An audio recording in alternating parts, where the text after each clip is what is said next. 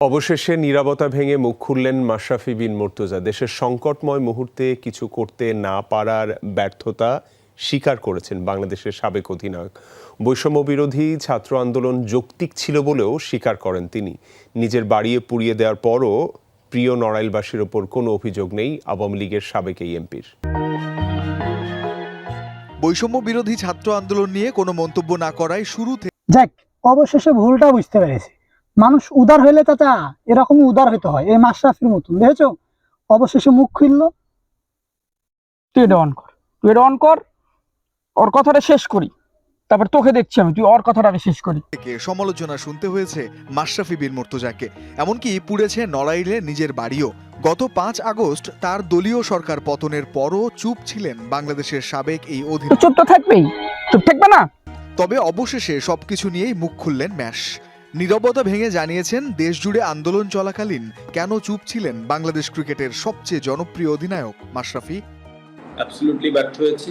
আমার কাছে মনে হচ্ছিল যে কোটা সংস্কার হয়তোবা হবে, কিন্তু তারপরে যে ঘটনাগুলো ঘটতে থাকলো তখন আসলে এমন একটা পরিস্থিতি হলো যে যখন সবাই চাচ্ছে যে আমি একটি স্ট্যাটাস দিই বা আমি পাশে থাকি, তো তখন আসলে পরিবেশটা এমন জায়গায় গিয়েছে যে আমার কাছে মনে হচ্ছিল যে আমি যদি এখন একটা স্ট্যাটাস দিই, যে কোনো কিছু লিখি, তো সেইটাকে কেন্দ্র করে যদি আরো ম্যাসিভ আরো বড় কিছু হয়ে যায়, তা আসলে সেই জিনিসটা সামাল দেওয়ার অ্যাবিলিটি আমার আছে কিনা। আরো কিছু হয়ে যায় মানে ক্ষমতা দেন চলে যাই, বুঝি না।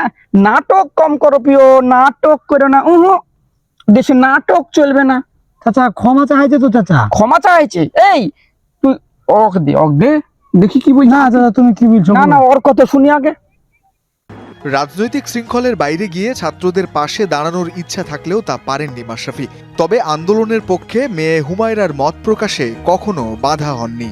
তো সে 17 তারিখ থেকে তার ইনস্টাগ্রামে সে অনেক কথা স্টুডেন্টদের পক্ষে লিখে গিয়েছে। তো আমাকে বললো, হ্যাঁ আমি দিচ্ছি, তোমার কোনো প্রবলেম আছে কিনা। তা আমি বলেছি, না আমার কোনো প্রবলেম নাই। তুই একে বন্ধ করবি না ফেলে দেবো, তুই বন্ধ করবি না ফেলে দেবো। না চাচা চাচা, কি অন্যায় কথা বললো চাচা? ওই কিছু বলে আন্দোলনের সময় তো কিছু বলেনি। ন্যায়টা কি করলো? তুই কি জানিস না যে অত্যাচার করে আর যায় সহমত দেয় চুপ থাকে, ওই অত্যাচারের দলের লোক? তুই জানিস না? আমরা বুঝি না। শুন, এগুলা ভুয়া ভুয়ি কথা শুনে লাভ নাই। এগুলা সব গা বাঁচানোর ধান্দা, বুঝতে পারলি? না চাচা, এক সময় তো ওই ভালো নেতা ছিল আমাদের ক্রিকেটের। তো নেতা ছিল, তো আমরা ওকে সাপোর্ট করিনি। ওর যখন খারাপ সময় গেছে আমরা ওকে সাপোর্ট করিনি। ওই আমাদেরকে সাপোর্ট করেছে? কোনোভাবে সাপোর্ট করেনি। কিসে লাগা করেনি? ক্ষমতা চলে যাবে তাই। বুঝি এসব আর ওকালতি দালালি করতে আসিস না আমার সামনে। আর এগুলো ভিডিও খবরদার কোনোদিন আনবি না, বুঝতে পারলি? ঠিক আছে, স্বাধীন দেশে স্বাধীনভাবে বাঁচ। ওগুলো চিন্তা বাদ দে মাথা থেকে।